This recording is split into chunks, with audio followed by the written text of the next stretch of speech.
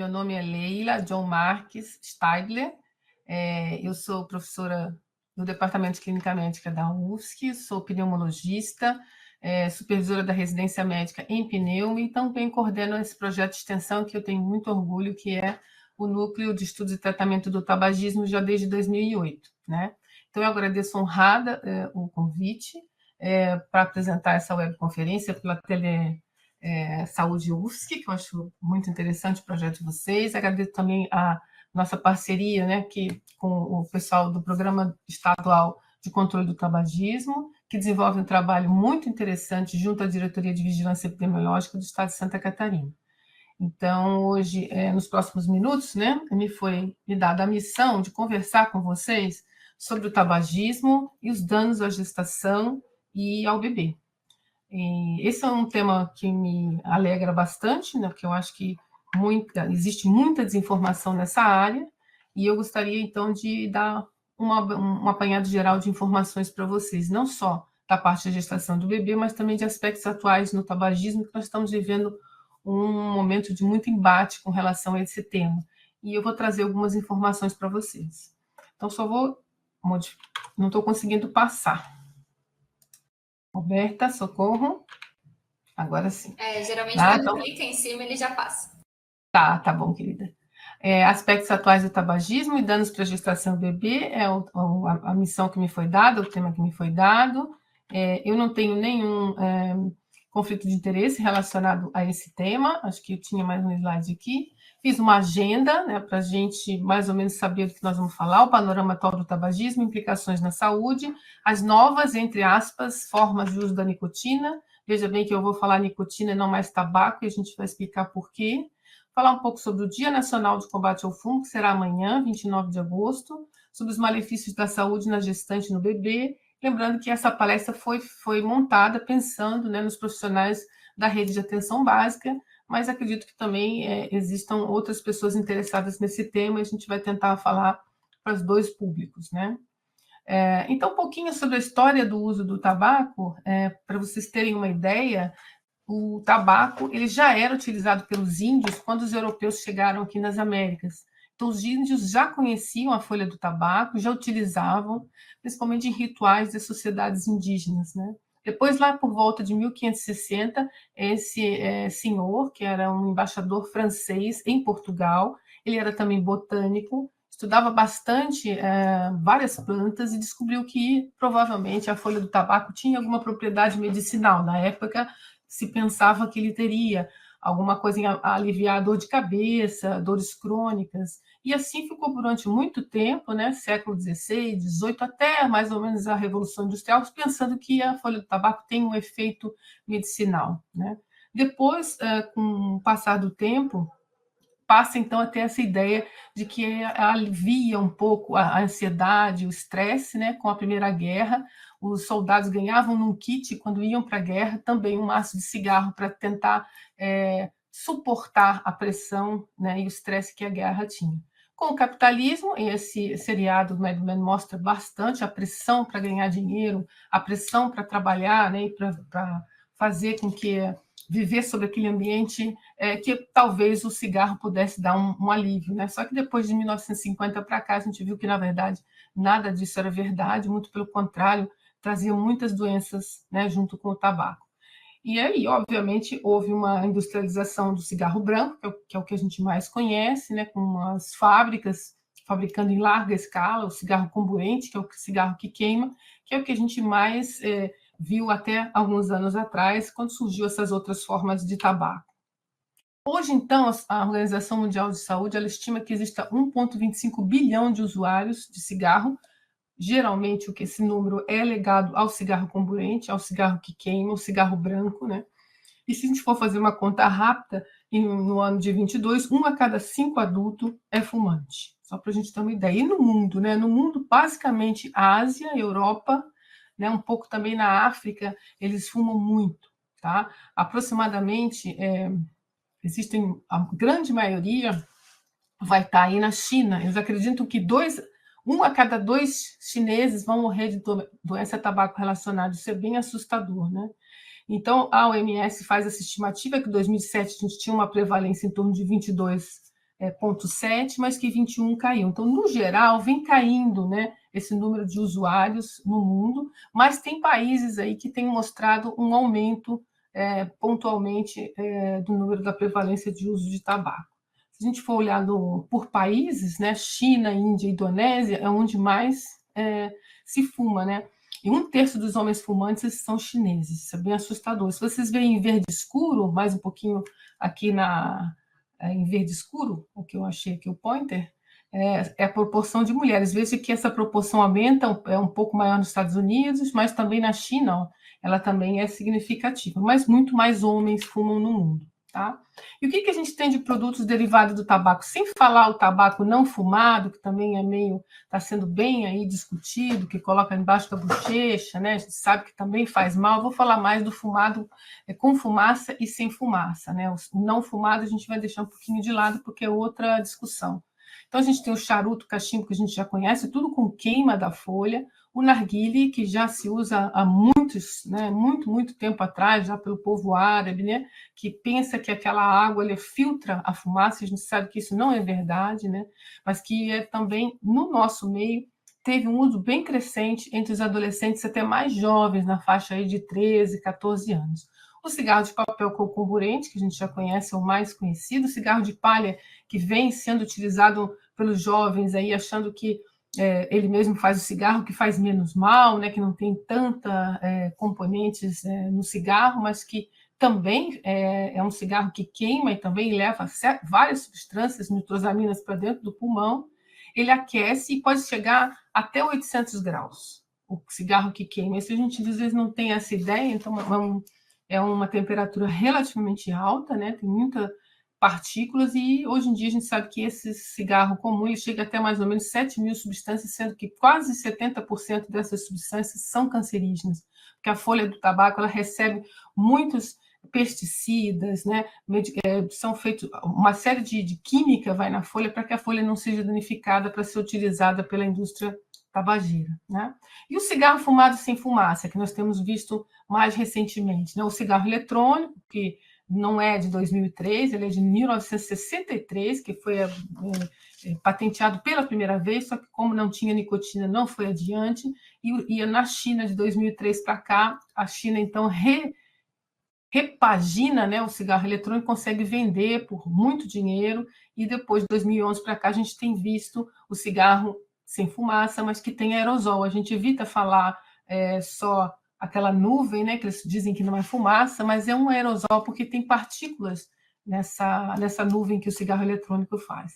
E mais recentemente, o cigarro aquecido, de tabaco aquecido, é um tabaco especial, um cigarro bem diferente, parece um iPhone, que a gente ainda sabe muito pouco dele, mas que já está chegando no nosso meio. Nós estamos já vendo alguns indivíduos com esse tipo de cigarro. Ele esquenta até uma temperatura de 300 graus, mas não queima. Tem muito pouca fumaça, mas o tabaco que vem ali tem uns stickers que a gente tem que colocar nele. Ele também já tem alguns trabalhos mostrando que não é saudável, né, utilizar esse tipo de cigarro, mas ainda tem muito poucos trabalhos mostrando isso no nosso meio.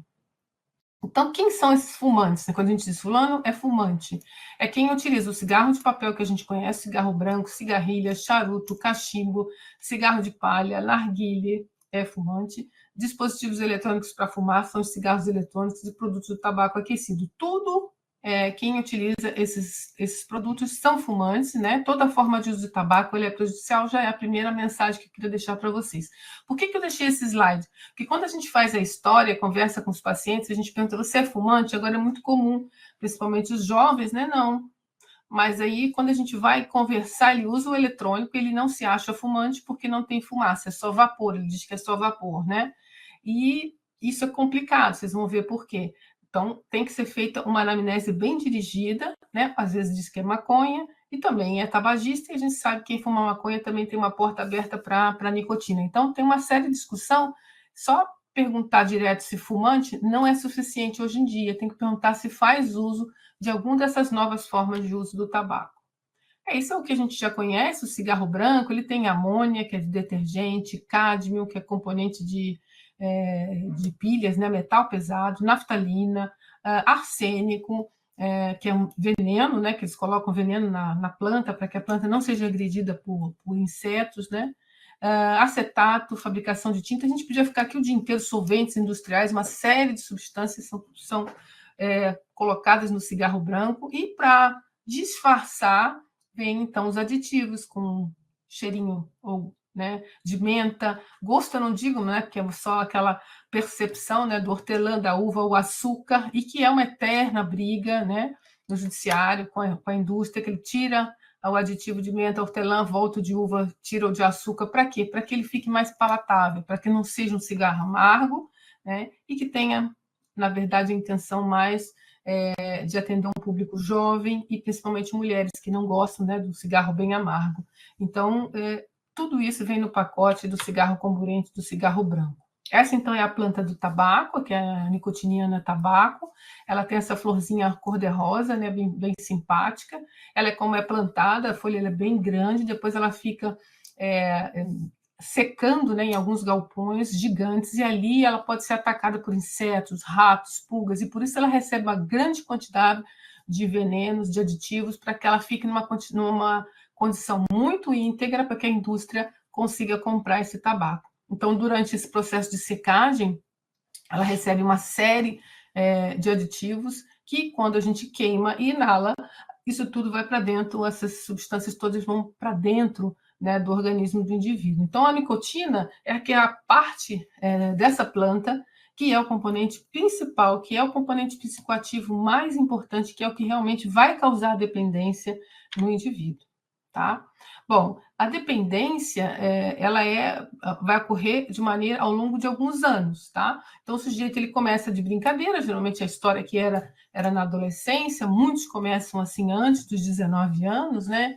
Você inala e em 7 a 20 segundos ela já chega no cérebro, lá ela se adapta e se liga a alguns receptores, que a gente diz que é receptores para acetilcolina, mas que a nicotina se adapta lá, e lá, ao estimular esses receptores, são liberados uma série de mediadores que vão dar uma certa sensação de prazer, de relaxamento, vai atuar numa área que a gente chama de recompensa do cérebro.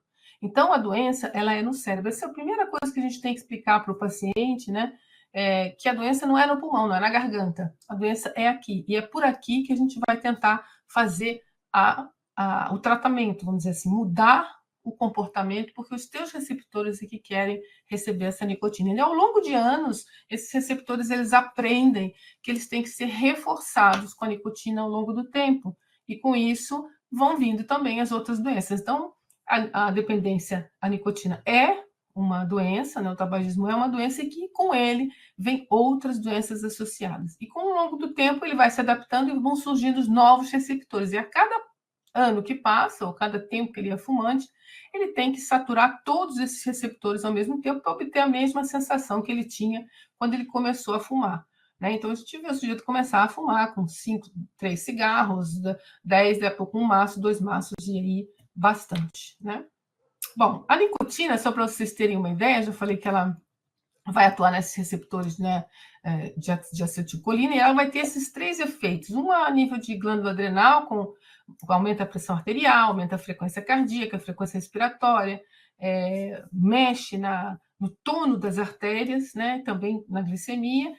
A nível de dopamina, o sistema que vai dar essa coisa de como se tivesse comido um chocolate, né? Como se tivesse feito uma coisa que ele gostou, aumenta a tensão, aumenta o apetite, mas ele também vai mexer no GABA, né? Que é um sistema que inibe essa atividade do sistema nervoso quando ele está em excesso. Então, ele dá uma acalmada no sistema nervoso. Só que esse GABA ele vai estar diminuído pela ação da nicotina. Então, como consequência, a nicotina, por si só, ela vai liberar um pouco mais de ansiedade, né? E o sujeito vai ficar com mais ansiedade já desde o início, tá? Então, entender por onde que a nicotina vai agir é importante.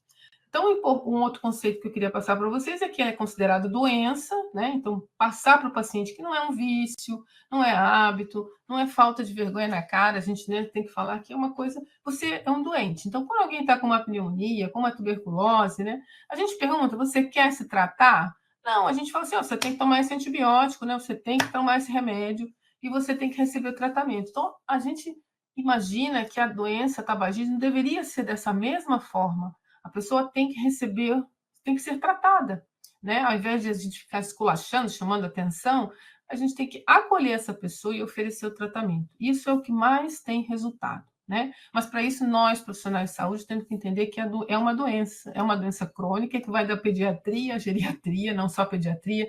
Muitos aqui na área rural começam a fumar com 9 anos, né? Tem muitos idosos também que não deixaram de fumar, né? E é uma doença que perpassa várias especialidades, não só a pneumologia. Ela vai ter um índice de morte alto, quem diga que metade dos usuários vão morrer de doença tabaco relacionada, sem falar das inúmeras doenças, a gente vai falar algumas, vamos pontuar algumas. E o interessante é que o CID-11, que está em vigor atualmente, que é o Código Internacional de Doença, ele foi atualizado para os transtornos mentais ligados à nicotina. Veja que ele não fala mais tabaco, fala nicotina, porque a gente não tem mais só o tabaco da folha. Nós temos agora no cigarro eletrônico uma nicotina modificada e já está chegando aí a nicotina artificial, que é feita em laboratório.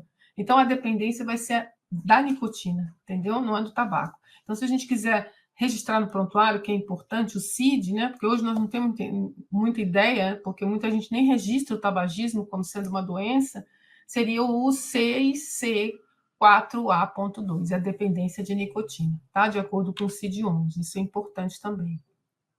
Bom, falar que é a principal causa evitável de morte, é uma grave ameaça à saúde pública, a gente tem números de proporções pandêmicas, nós temos aí aproximadamente 5 a 6 milhões de mortes pela pandemia do Covid, mas no tabagismo nós temos, olha aqui, 8,7 milhões de mortes por ano.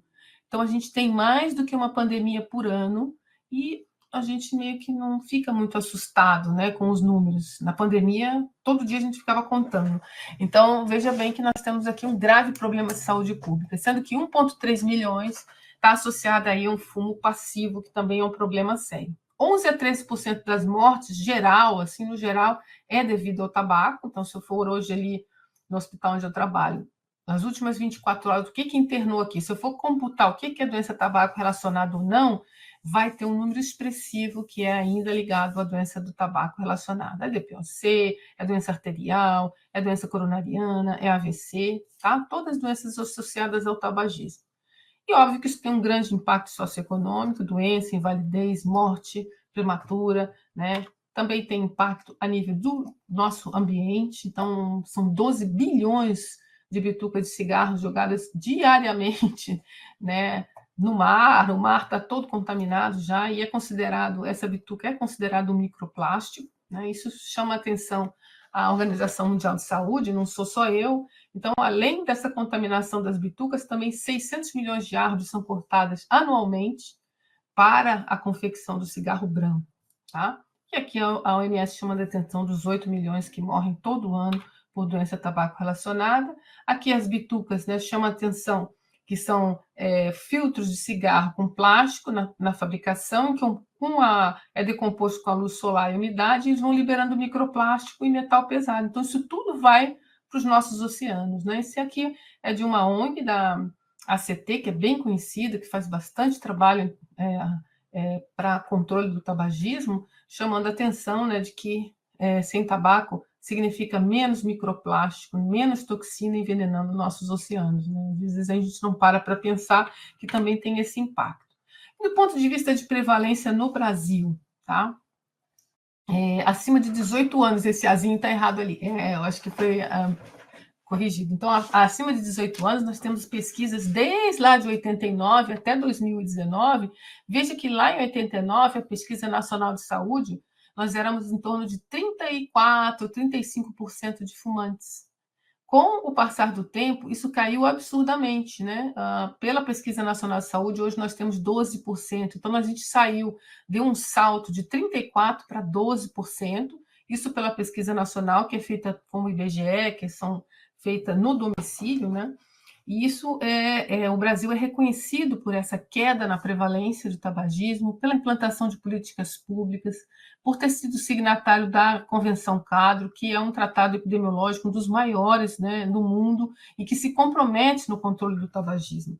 O Brasil, a partir de 2005, passa, então, a implantar políticas públicas mais efetivas ainda, disponibilizando tratamento, trabalhando nas campanhas, controlando mais, e isso faz com que nós tenhamos aí uma queda muito significativa na prevalência das pessoas acima de 18 anos. Tá?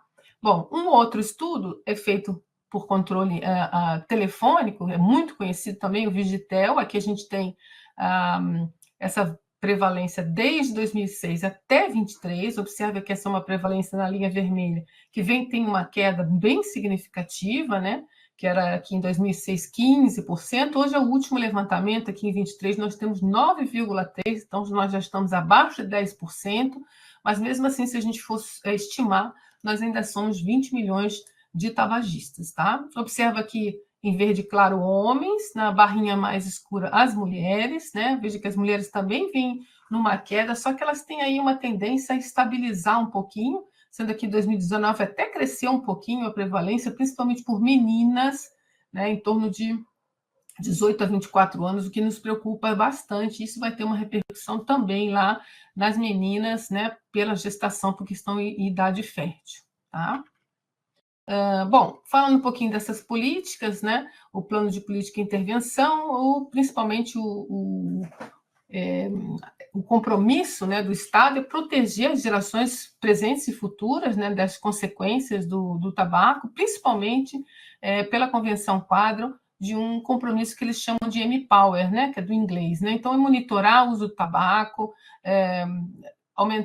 tentar aumentar os impostos, né, fazer cumprir as políticas de publicações, promoção, né, e patrocínio. Então, quem que fica, né, financiando novelas, seriados, né, isso aí tem que ficar de olho. Advertir sobre o perigo do tabaco. Então, são as campanhas que são feitas sempre, chamando atenção, advertindo as pessoas, oferecer ajuda, ou seja, disponibilizar tratamento, medicamento, pessoal para que possa trabalhar no tratamento diretamente com os tabagistas, né? E proteger a população contra a fumaça seria ficar mesmo através da lei, principalmente dos que não fumam, né? A lei ela protege principalmente do tabagismo passivo, quem está no ambiente, né, de receber esse fumo.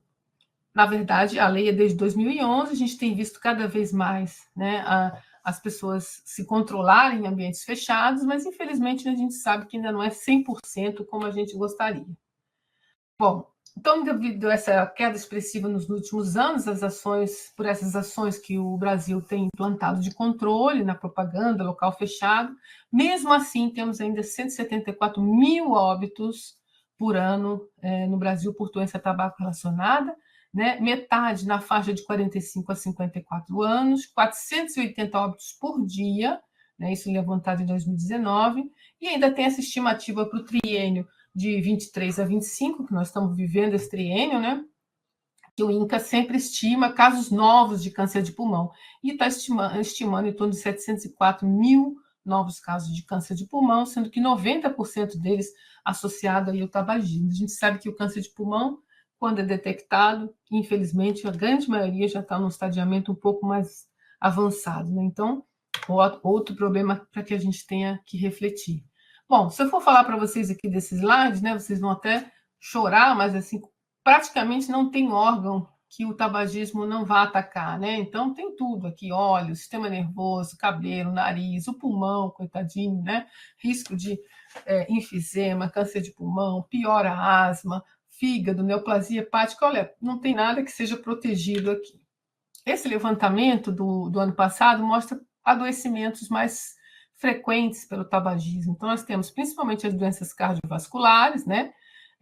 Doenças cardíacas, pneumonia, tuberculose, também tem associação com o tabagismo, AVC, né?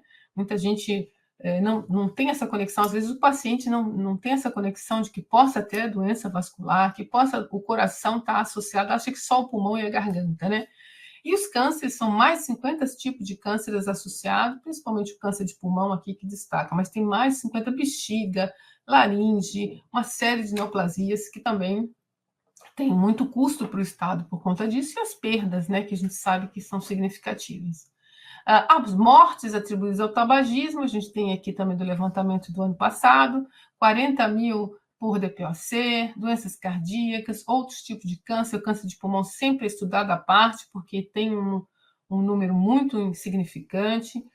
O tabagismo passivo também tem muita gente com danos, né, e mortes, né, por conviver com alguém fumante, então isso é importante também. Pneumonia, AVC, diabetes, que a gente também sabe pelo efeito lá da nicotina, né, de aumentar a glicemia, e com certeza tem associação com diabetes. Isso tudo implica em gastos, né, e gastos de pouca receita, vamos dizer. O último levantamento também mostra que é 153,5 bilhões gastos anualmente com tabaco. Gente, é muito dinheiro mesmo, tá? E isso pode ser custos diretos e custos indiretos, diretos associados às doenças respiratórias, doença vascular cerebral, câncer de pulmão, outros tipos de câncer, ou indiretos associados à incapacidade, aposentadorias precoces, mortes prematuras, tudo implica. Então, são gastos aí 150 bilhões, e aqui embaixo está dizendo quanto é que arrecada, principalmente, né, por conta aí dos impostos da venda do cigarro, né, que é o que eles vão querer falar agora do cigarro eletrônico. Nós estamos perdendo dinheiro que nós estamos arrecadando, né? Mas aqui, com o cigarro branco, a gente arrecada 8 bilhões, mas gasta 153 bilhões. Eu tinha aqui uma imagem do brasão da nossa República Federativa do Brasil, que eu acho que não pode ser mostrado aqui, mas todo mundo pode olhar depois, de curiosidade, fica uma tarefa para vocês olharem quais são as riquezas que estão no nosso brasão da República Federativa do Brasil. De um lado, a gente tem o café, e do outro, a gente tem a nicotinina tabaco, que é a planta do tabaco. Então, só fica aí a reflexão. O café já foi uma grande riqueza, né? Menos hoje em dia, mas ainda é. Mas fica a pergunta, será que a folha do tabaco é uma riqueza para nós, né? Bom, falar um pouquinho das outras formas do uso de tabaco. O narguile, ele é utilizado há muito, muito tempo, né? A gente nem tem mais de 1000 anos, principalmente o povo árabe, na Índia também. A ideia é que essa água aqui, ela fica claro, principalmente para os jovens, se vocês tiverem contato, essa água ela não filtra a fumaça do tabaco. A grande maioria das pessoas utiliza o tabaco aqui para queimar, com cheirinho de fruta, outras coisas, mas a grande maioria tem. E pasmem, gente, 50 minutos de uso do narguile, ele vai ser comparado à queima de 100 cigarros inalados para dentro do pulmão. É muita coisa, é muita quantidade de substância para dentro do pulmão do indivíduo, tá? Então, muitas vezes a gente não tem essa ideia, a gente vê os jovens utilizando, e nós não damos nem assim muita importância, mas chamar a atenção deles que é altamente tóxico, porque eles estão usando achando que é menos tóxico que o cigarro branco. Isso é o problema. Então, explicar para eles que aquela aguinha que tem ali, ela não filtra absolutamente nada. E lembrar que é proibida a venda para menores de 18 anos do narguilé no nosso país, e isso deveria ser cumprido, tá? Bom, falar um pouquinho mais dos eletrônicos. A gente já sabe hoje que muitas substâncias já foram identificadas. Então, enquanto o cigarro branco tem 7.000, o cigarro eletrônico já tem estudos mostrando mais de 2.000 substâncias, metais pesados, muitas substâncias ligadas a solventes, e esses sabores, esses diversos cheirinhos que nunca foram estudados para dentro do pulmão, são cheirinhos que são estudados para digerir, né? Para a bala de banana artificial tem um gostinho de banana, tem estudado para digestão, mas o que ela faz no pulmão inalado não tem estudo, e isso tudo é o que a gente encontra no cigarro eletrônico. E como que ele funciona? Então, ele é um aparelho eletrônico, né, que ele é alimentado por uma bateria que aquece uma bobina e aquece esse líquido que tem dentro do cigarro eletrônico e faz um vapor. Vapor é quando é água, quando não tem nada do vapor. Na verdade, a gente tem colocado como sendo um aerosol com substâncias, com partículas suspensas nessa pseudofumaça que tem aí, tá? Então, ele mais ou menos funciona assim. De 2008 para cá, houve assim, um boom de uso, cada vez mais, nos últimos 4 anos, vou mostrar para vocês, quadruplicou o número. A última estimativa é que nós temos aproximadamente 3 milhões de usuários, e a maioria é dos seus 16 a 24 anos, tá? Eu vou falar um pouquinho mais para frente. E aqui o IQOS, que é o Heat Not Burn, que ele aquece, mas não queima. A gente ainda tem poucas informações, mas já está chegando, né? e a gente já sabe que não deve ser assim, uma coisa tão inócua, porque tem aqui a nicotinazinha prensada, tá? E essas formas, então, elas não surgiram do nada, gente, principalmente que a indústria está percebendo que a prevalência no mundo e em alguns países vem caindo em adultos, e eles resolveram decidir investir em outras formas do uso da nicotina, né? E elas vêm surgindo aos pouquinhos, porque eles estão pensando nos jovens, como eles serão amanhã e provavelmente serão novos usuários, né, do que eles negociam, vamos dizer assim, tá? Bom, vou falar um pouco mais do eletrônico, que é o que a gente tem visto. Nós já estamos atualmente na quarta geração, mas a primeira geração parecia um cigarro normal, né? Ela podia ser descartável, ela recarregável, não recarregável, você tinha que jogar fora, né? Vinha já com líquidozinho aqui, ele acendia a pontinha, tinha um LED, mas sempre com um metal lá dentro, né? Tem uma bobina lá dentro, aquilo com certeza solta partículas, né? De níquel, de ferro, isso tudo, metal pesado dentro do pulmão é uma coisa muito séria, né? Muito difícil. A segunda geração já aparece uma canetinha, também que pode ser recarregável, né? E eles foram aumentando cada vez mais a quantidade de nicotina, uma nicotina líquida que tem aqui dentro.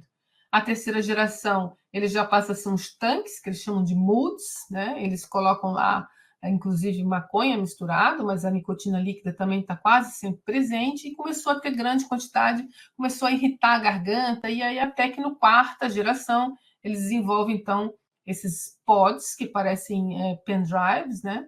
E essa nicotina, ela passa a ser uma nicotina modificada, eles modificam para um sal de nicotina. Ela fica uma nicotina um pouco diferente, uma nicotina que vai mais rápido ao cérebro. Eu falei para vocês, 9 segundos a nicotina comum. Essa aí chega em 3, 4 segundos já no cérebro. Ela dá uma dependência um pouco mais intensa e rápida. E é um problema, né, que num pendrive desse a gente pode conter até 10 maços de cigarro, né? E ele pode carregar uma coisinha pequenininha assim, parece até um material escolar, e tem uma grande quantidade de uma nicotina um pouco mais poderosa, vamos dizer assim, e alguns têm chamado até não mais de tabagismo, mas de nicotinismo, de tanto que essa nicotina ela tem um poder diferente, né, de levar a pessoa à dependência. Então ele veio como sendo uma novidade, né? Alguns perguntam, será que é só um vaporzinho, né? Muitos pais trazem os filhos no consultório, falando, ah, mas ele está usando isso aí, mas não tem problema não é um cigarro que queima, né, doutora? É mais tranquilo, né? Vaporzinho.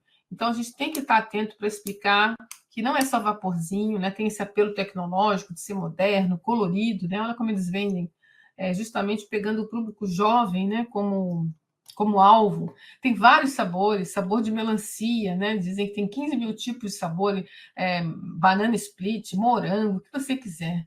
Tem esse efeito manada, que eles falam, um usa, os outros começam a usar, porque, né, se sentem incluídos, então todo mundo está na balada, está sem ter o que fazer, acha que tem que ter o eletrônico na mão, né? A gente já está na quarta geração, falei para vocês, mas infelizmente a venda indiscriminada no nosso país ainda é proibido, né? Mas não tem fiscalização. O que tem ali dentro, que as pessoas estão fumando, não tem absolutamente padronizado, ninguém sabe o que tem ali dentro, então é muito complicado.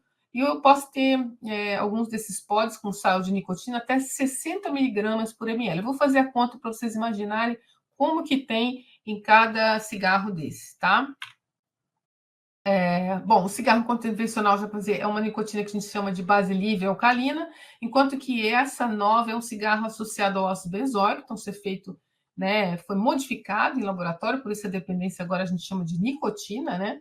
E esse sal, né, ele aumenta a dose, o sujeito inala grandes quantidades dessa nicotina sem ter aspereza, sem ter tosse, sem ter aquela irritação na garganta. Então, existem relatos de indivíduos que com 5, 6 dias de uso já estão assim, meio que dependentes, querendo usar de madrugada o cigarro eletrônico. Então a gente tinha nossos avós lá, começava a fumar na adolescência, mas demorava 2, 3 anos para chegar no maço de cigarro, enquanto a gente vê que no cigarro eletrônico, alguns dias, né, que ele usou aí 5, 6 maços num pod desse, ele já fica dependente. Então é uma coisa que é bem assim assustadora. E se nós fôssemos calcular, né, porque às vezes a gente tem que fazer o cálculo, quando o paciente fuma, a gente sempre tem que saber qual a carga tabágica, para a gente poder pensar no tratamento. Então, vamos imaginar que no vape, um cigarro convencional, ele tem 1 miligrama de nicotina, é mais ou menos o que é estabelecido, tá? O branco. Então, vamos tentar fazer uma conta equivalente ao cigarro branco. Então, o sal de nicotina geralmente é 2%, vamos supor, né? Muitos nem vem escrito lá qual é a quantidade que tem ali dentro, isso ainda tem esse problema. Então, se estiver 20 miligramas por ml, né, esse vape de quarta geração, geralmente eles vêm em unidades de 10 ml, então eu vou ver que 1 ml eu vou ter 20 miligramas do sal de nicotina, que vai corresponder a um maço de cigarro, sendo que eu tenho um maço de cigarro, eu tenho 20 unidades do cigarro, tá? Então, se eu tiver 10 ml, né, eu vou ter 200 miligramas de sal de nicotina, o que vai me equivaler a 10 maços de cigarro. Então, pode ser que eu tenha num podezinho desse até 10 maços de cigarro. Quanto tempo leva para consumir esses 10 ml? Essa é a pergunta que a gente tem que fazer para o nosso usuário, vamos dizer assim, que às vezes nem sempre ele é adolescente ou mais jovem, às vezes é alguém com mais idade que resolveu provar. Então, você vai dizer assim, quanto tempo acaba o teu pod? Ele vai dizer 4 dias? 4 dias, então eu vou ter que fazer uma conta de 10, né, divididos, vai dar 2,5 por dia. Esse 2,5 por dia, tá? Eu vou ter aproximadamente 50 cigarros, que vai dar 2 maços e meio por dia, tá? 2 maços e meio por dia é um fumante pesado, vamos dizer assim. Esse tipo de fumante é para a gente se preocupar, sim, né? Se for jovem, a gente está vendo esses indivíduos terem doença de velho já mais jovem, né? Já começar a ter sinais de doença pulmonar obstrutiva crônica, eles vão ter câncer com mais jovem, doenças que eram para aparecer lá pelos 60 anos, está surgindo porque é uma carga muito grande de nicotina, tá? Bom, o líquido ele vem com água, propileno glicol, formaldeído, glicerina, todos solventes, né, para poder carrear esse vapor, aromas diversos. Tem também alguns que utilizam o canabidiol, às vezes vem escrito, né, no flaconetezinho, outros não vem, né? E o tetraído canabinol, que também às vezes vem com a vitamina E, que é um óleozinho para diluir, né, o THC, e às vezes vem descrito que tem ou não. Mas, na verdade, o que nós temos é um aerosol com esses solventes, né, com a nicotina, o sal de nicotina, metais como níquel, ferro e material particulado ultrafino, que são materiais muito, muito, muito mais finos que um fio de cabelo e que chega lá no nosso espaço, na microcirculação vascular e que leva a sérios danos levando a doenças cardiovasculares bem sérias, né? Que sendo esse material particulado ultrafino, que já foi identificado em vários estudos também. E o que ele, no geral, vai fazer? Dependência rápida, mais intensa, ansiedade, depressão. O paciente, né, tem vários relatos, né, de fica muito ansioso, deprimido, associação com infarto, doença coronariana, sintomas de asma não conseguem ser controlados, quem utiliza o cigarro eletrônico, pneumonite, fibrose de pulmão, já tem muitos relatos também, pneumonite de hipersensibilidade. Risco de explosão, aqui eu tenho algumas imagens, não são muito agradáveis, mas pode explodir na boca, no bolso da roupa, no bolso da calça, né? Agora, os aviões também têm colocado, né? Desligue seus celulares e cigarros eletrônicos, tá? Então, está sendo sempre chamada atenção nesse sentido. E o risco de EVALI, que houve também o pulmão branco, né? Que o sujeito fica na UTI, que fica com o pulmão branco, ciência respiratória, que houve vários casos, quase 70, 80 casos nos Estados Unidos, que foi associado ao uso do cigarro eletrônico. Aqui nós tivemos alguns relatados também, só em seguida entrou a pandemia, não se sabia muito se era o pulmão branco da pandemia ou se era do cigarro eletrônico, mas a gente sabe que volta e meia tem casos de pulmão branco após o uso do cigarro eletrônico. Aqui só chamando a atenção de vocês por essa questão da dependência. Aqui a UFSC, que fez um levantamento recente de cigarros eletrônicos que foram apreendidos, né, na Receita Federal, foram lá, pegaram esses líquidos eletrônicos e vamos ver o que tem lá dentro. E pasmem, senhores, eles encontraram substâncias similares à anfetamina, tá? Dentro de alguns desses flaconetes. Ou seja, nós não temos a menor noção do que os nossos jovens estão inalando. Isso é muito perigoso, tá? Aqui um rapaz, um blogueiro, eu costumo mostrar para os alunos, mostrar também nas escolas, que a gente tem feito algumas palestras, né, que ele acorda de madrugada para fumar, ele relatando o grau de ansiedade que ele ficou. Esse menino já até tratou, ele já não está mais usando, quem conhece ele pode usar, ele tem falado nas mídias, né, que ele foi tentar ajuda, ele está largando, mas ele ficou alucinado que ele foi num evento e ele tinha que acordar de madrugada várias vezes para dar uma tragadinha lá, e aquilo estava deixando ele ansioso, ele não podia descer para pegar o iFood se ele não levasse o cigarro eletrônico. Então, um menino jovem, né, que tem uma carinha aí de não ter, sei lá, 20 anos, já com uma dependência tão intensa, isso realmente leva a gente a pensar, né, qual é o estrago que esses dispositivos eletrônicos têm feito para nós, né? Dispositivos eletrônicos para fumar é como a Anvisa chama, né? A gente fala cigarro eletrônico, mas a Anvisa, se vocês forem buscar algum documento, eles chamam de dispositivos eletrônicos para fumar. Esses são estudos mostrando que quem usa o cigarro eletrônico tem 3,5 vezes chance de usar o cigarro convencional e 4 vezes chance de se tornar um fumante regular na idade adulta, tá? E uma outra coisa que eu queria falar para vocês, super importante, é que não existe estudos com evidência robusta de que o cigarro eletrônico associa, ajuda, auxilia a parar de fumar o cigarro branco, tá?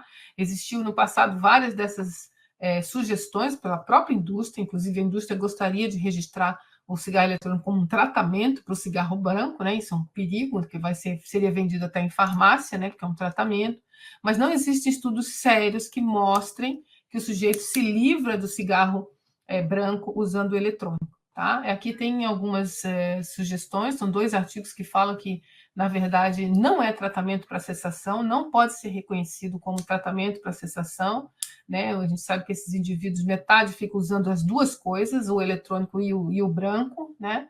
E muitos voltam para o branco depois, então, assim, não é, cigarro eletrônico é cigarro também, e é um problema muito sério na nossa saúde pública, tá? Aqui são as propagandas apelativas para os jovens, isso é interessante. E lembrando das propagandas como eram no passado, né? Médicos recomendando o cigarro eletrônico, isso é uma coisa assim que faz a gente pensar um pouquinho. Será que nós estamos revivendo tudo de novo?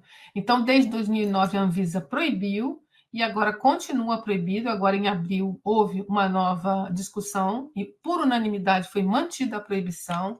No entanto, surgiu agora um projeto de lei novo, né, que foi proposto pela deputada senadora, na verdade, né, Soraya. Eu não vou falar o nome todo porque também não é muito, né?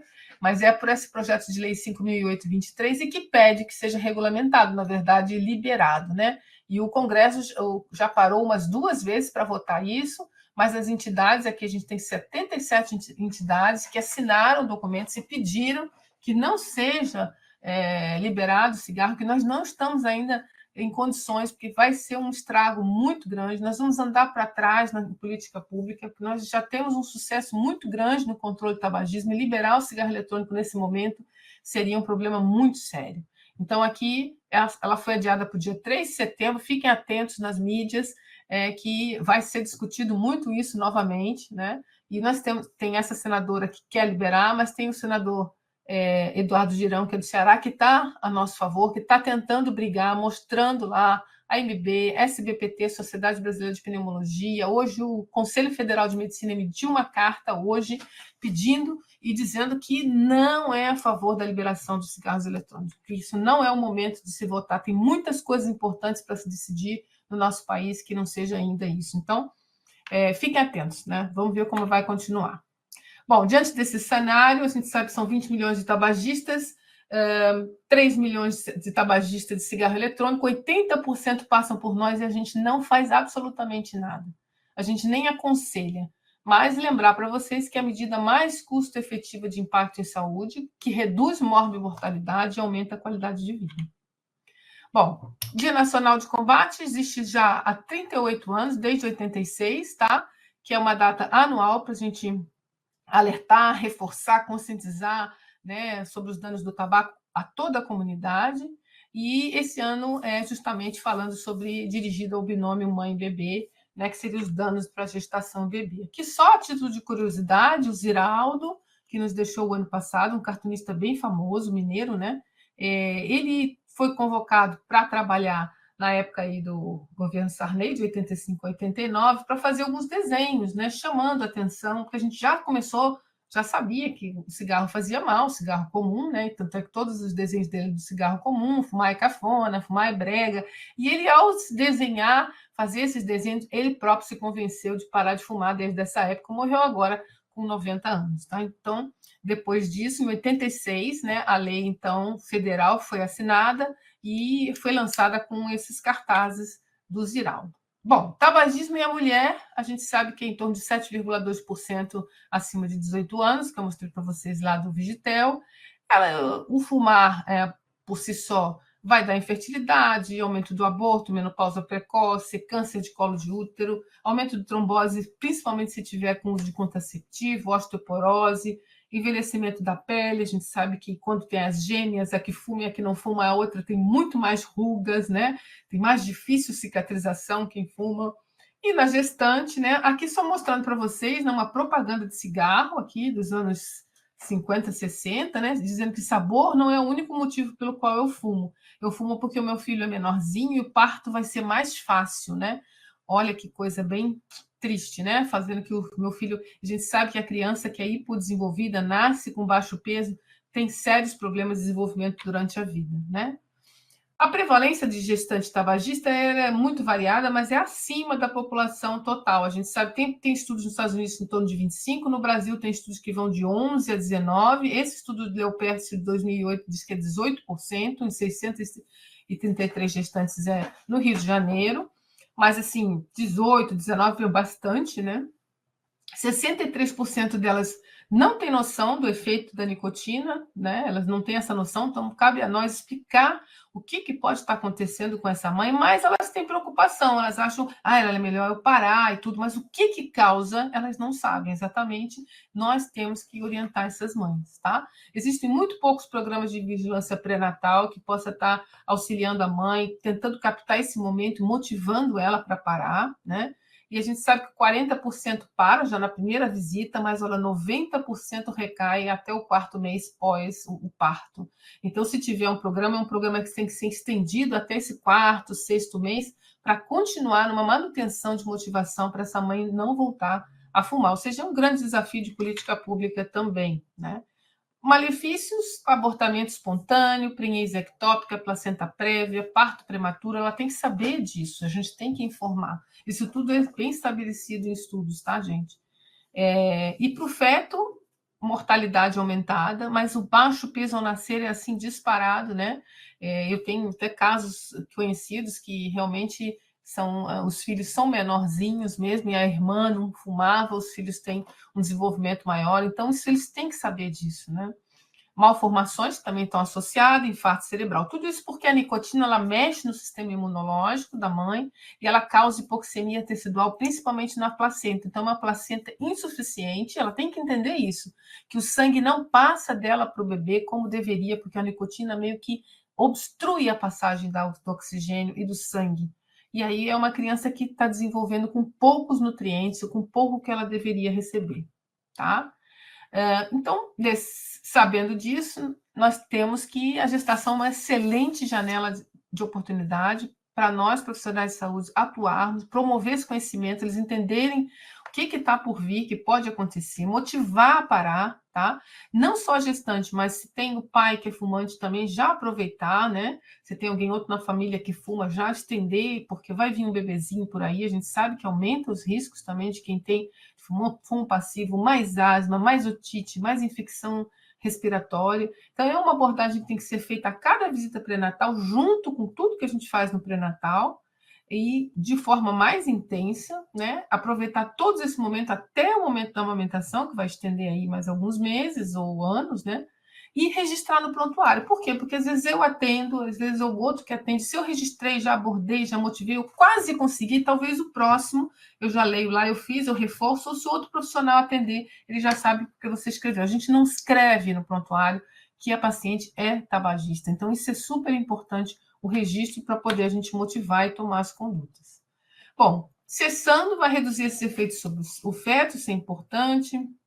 Reduz os custos, porque muito gasto com UTI neonatal, gasto com a própria gestante, né? A gente abordar dirigido aumenta a probabilidade de ter sucesso, os ganhos eles extrapolam os benefícios, né? Não só a mulher, a criança ou quem tiver na família, que também pode estar ganhando anos de vida, né? Quem para de fumar ganha em média 10 anos de vida, isso é importante também. Mas olha só que importante, se até a 30ª semana ela cessar, então eu estou abordando lá desde o início, e ela conseguiu cessar, o peso do bebê já muda, ele já ganha peso. Essas últimas 7, 8 semanas que ela fica na barriguinha, se a mãe cessar, já tem impacto. Então, essa abordagem não pode ser esquecida até próximo ao final da gestação. Isso é super importante. E o que os protocolos recomendam? É abordagem, aconselhamento intensivo, né? A gente pode orientar, mascar o gengibre, colocar palitinhos, né, de cenoura, de pepino, colocar alguma corrols, alguma coisa, né, na boca para baixar aquela tensão, né? Mas, infelizmente, bupropiona, vareniclina e os próprios dispositivos eletrônicos para fumar não são recomendados, não tem evidência de eficácia para essas mulheres, tá? Então, na verdade, o nosso PCDT não recomenda nenhum medicamento. Tem alguns estudos pontuais, né, que se fumava 3 maços, eu vou tentar um adesivozinho, vou tentar uma goma, mas ela tem que parar de fumar. Tem alguns estudos que ainda mostram ali um pouquinho, mas isso ainda não é uma recomendação. Isso é off-label, a gente chama, né? Não tem, assim, como recomendar. Então, é abordar intensivamente, conversar, dar dicas simples que ela possa fazer, de se ocupar com outra coisa, se preocupar com o bebê que está vindo, colocar um gengibre, alguma coisa para mascar, para aliviar essa tensão, mas medicamento não tem. Nosso PCDT, que é o nosso protocolo, ele não recomenda, tá? Como mensagem final, sei que estou estourando o tempo, a Roberta vai pegar a minha orelha. Então, a doença, o tabagismo de alta mortalidade, os vapes têm 3 milhões de usuários no Brasil, tem mais nicotina que o cigarro branco, tem metal pesado, isso é importante a gente saber, causa dependência, triplica, né, o risco de ser um jovem fumante regular, eleva o risco de uma série de doenças, já falei isso para vocês, não ajuda na cessação, e a Anvisa manteve a proibição, mas a gente não sabe os próximos dias o que vai acontecer. É importante a gente, se for chamado para consulta pública, que a gente possa falar, possa nos manifestar, porque pode ser um retrocesso muito grande. E com relação às gestantes, muita prevalência, a gente acha que é acima, né, da população geral. Baixo peso ao nascer é um grande problema. Precisamos de mais programas de vigilância pré-natal. O profissional de saúde, nós devemos aproveitar todos os momentos com a gestante, até mesmo no início da amamentação, abordar o comportamento de forma intensiva, registrar no prontuário, mas medicação a gente não tem como fazer. Gente, só tudo que eu usei para montar a aula, tudo está disponível, depois se vocês forem olhar, tudo é disponível na internet, o nosso protocolo. Existe agora um protocolo novo, um guideline novo de auxílio no tratamento que foi feito pela Organização Mundial de Saúde, que é recente, saiu tem 2 meses, tá? Tem também material sobre cigarro eletrônico, se vocês quiserem usar. Tem aqui as cartilhas, que estão todas disponíveis na internet, que vocês podem estar utilizando com os pacientes no grupo, ou também individualmente. E aqui um livro que eu recomendo, que é a nossa Sociedade Brasileira de Pneumologia, que é de 2021, que está bem atualizado e que eu tive a honra de escrever um capítulo. Só para finalizar, agradecer a vocês, né? Essa semana eu fiquei sabendo que o Beto Carreiro, que é um parque bem famoso em Santa Catarina, inaugurou esse espaço. É um espaço que parece um cemitério, com várias lápides, né? E lá eles colocam, né? Que é para fumante que gostaria de ir muito além, né? Ou seja, para fazer essa reflexão, um espaço aberto, né? E que as pessoas ficam ali pensando, né? Será que eu vou fumar aqui dentro de um cemitério, né? Então fica essa chamada aí para vocês de uma ideia, vamos dizer assim, criativa, né? Para chamar a atenção das pessoas. Obrigada. Desculpa, eu acho que eu passei um bocadinho. Sem problemas, Leila. A gente agradece. Que web maravilhosa, palestra necessária. Como sempre, esse tema é sempre um tema atual. E eu gostei muito da tua fala, porque tu trouxe a problematização do tabagismo não apenas como uma questão de saúde, mas uma questão econômica, uma questão ecológica, enfim, tipo, algo que a gente precisa se preocupar em vários pontos, né? E indo um pouquinho ali para o chat, eu queria dizer que o pessoal já elogiou a web, falou que muito legal. Eu queria já começar com as perguntas, para a gente também não se estender muito. E vamos começar com a Cíntia. A Cíntia perguntou se existem estudos ou referência de quantos cigarros por 50 minutos no cigarro eletrônico, assim como existe para o narguilé. Então, o problema do cigarro eletrônico é que ele não é padronizado. entendeu? Então, a gente não tem. Tem cigarro eletrônico com 60 miligramas por ml, tem cigarro eletrônico com 10 por ml, então cada jeito de fumar vai ser um consumo, né? Inclusive, um dos argumentos de quem quer regulamentar é justamente por isso, que a gente vai comprar um cigarro onde está escrito ali dentro o que tem, né? Mas será, né? Então, mesmo nos Estados Unidos, não existe, já que é liberado, não existe uma padronização, então fica muito difícil de eu saber. Agora, o de papel, não. É estabelecido 1 miligrama por cada um, né? Então, existiu esse estudo do narguilé, mas assim, como o do eletrônico, exatamente, ainda existe muito essa discussão, eu não sei te dizer. Vai depender de quantas tragadas ele dá, quanto que ele consome o líquidozinho mais rápido, mais devagar. Então, tem todas essas discussões, mas que é uma grande quantidade, é. Tem o jovem que usa um pod desse numa balada. Ele fuma aí, sei lá, 10 cigarros, 10 maços, né? E às vezes fuma com outra pessoa junto e vai embora, chega em casa e não tem mais nada. Então, é grande, a quantidade é grande, mas eu acho que exatamente igual eu não saberia te dizer por conta dessa falta de padronização. Complicado, né? Sim. Leila, a Zita falou que existem muitas demandas com alunos devido ao uso de cigarros dentro das escolas. Se existe uma lei sobre isso e o que fazer além das orientações. Então, a escola é considerada espaço fechado. A lei, ela é extensiva à escola. A escola não pode fumar lá dentro também. O que eles fazem é que eles fumam escondido no banheiro, né? E às vezes um único cigarro eletrônico, vários utilizam. Eles vão lá, fumam e voltam, fumam e voltam. Como é cheirinho assim de melancia, de framboesa, de morango, então ninguém não fica alerta como é do cigarro comburente, né?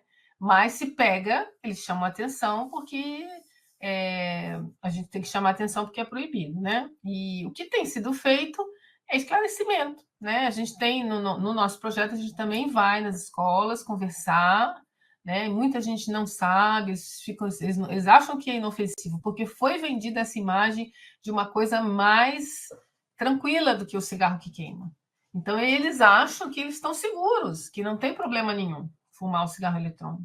Quando a gente explica, quando a gente mostra, então, o trabalho é todo na prevenção. O INCA, se eu não me engano, eles têm um curso anual para professores se prepararem para conversar com os alunos sobre isso, né? Tem um material bem legal, anualmente eles fazem um curso, eu até gosto de assistir junto para saber como que eles conversam, né, com os alunos, para os professores, porque não tem como todo um profissional de saúde, mas se puder convidar um profissional de saúde, pode ser um enfermeiro, né, o médico, se tiver disponibilidade também, só uma conversa assim, tranquila com eles. A gente tem umas palestras na linguagem deles, né? Vídeos de blogueiros também falando dessa ansiedade, do problema que eles têm, porque a gente só tem blogueiro falando pró, mas agora já tem blogueiro falando contra, porque eles já passaram por situações, né, tiveram que ficar internados, ficaram com falta de ar. Então, a gente mostra que também que é o problema e tem que conversar na linguagem deles, né? E a gente tem ido e tem tido uma resposta muito boa também, só que tem que ser uma coisa mais ampliada para chegar em todos, né? Mas os professores também podem se informar no INCA, que tenha um curso anual de preparação de promoção de saúde em tabagismo. Eles dão material, dão slide. Eu acho que podia ser sempre reforçar, conversar com eles e ir reforçando. É a prevenção. Nós vamos ter que atuar na prevenção. É isso aí. A Cíntia comentou que foi maravilhosa, que o conteúdo foi profundo e abrangeu vários aspectos. A Karine comentou que foi muito boa a web. A Patrícia agradeceu pela ótima aula. E a Cíntia questionou se pode pegar como base ali o cálculo de 10 miligramas por 50 cigarros, mais ou menos. Tá.